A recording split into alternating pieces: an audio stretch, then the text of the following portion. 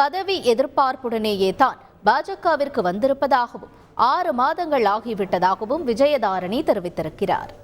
ஒரு வழக்கறிஞர், உச்சநீதிமன்ற வழக்கறிஞர், என்னை பொறுத்தவரை சில விஷயம் என்னை கவர்ந்தால் மட்டுமே நான் அதில் ஈடுபடுவேன். நான் அந்த மாதிரி ஒரு கேரக்டர்.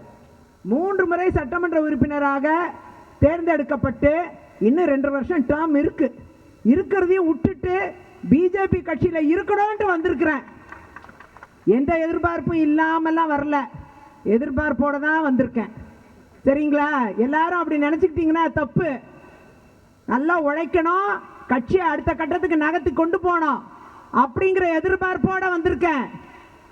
அதற்கு என்ன தேவை? ஏதாவது ஒரு பதவி தேவை. 6 மாசம் ஆயிடுச்சு, பிரச்சனை இல்லை. நீங்களாம் இருக்கீங்க, எல்லாரும் பேசி எனக்கு எல்லாம் நல்லது பண்ணுவீங்க.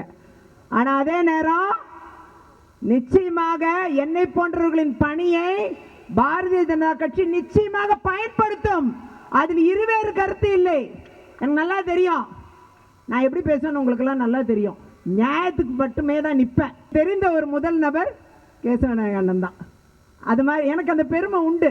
என்னன்னாலும் சில விஷயங்களை நாம் சொல்லணும். அதே மாதிரி நம்முடைய தலைவர், மாநில தலைவர் அண்ணாமலை தம்பி அவர்கள் எப்பயுமே எனக்கு, அக்கா உங்களை மாதிரி ஒரு தியாகம் பண்ணிட்டு நம்ம கட்சியில் வந்து இருக்கிறவங்க ஒருத்தர் கூட கிடையாதுக்கா, நிச்சயமா உங்களுக்கு என்ன உண்டோ அந்த அங்கீகாரம் வரும்.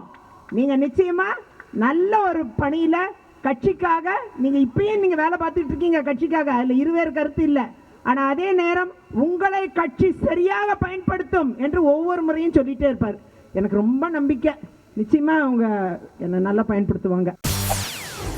செய்திகளை உடனுக்குடன் தெரிந்து கொள்ள உடனே சப்ஸ்கிரைப் பண்ணுங்க.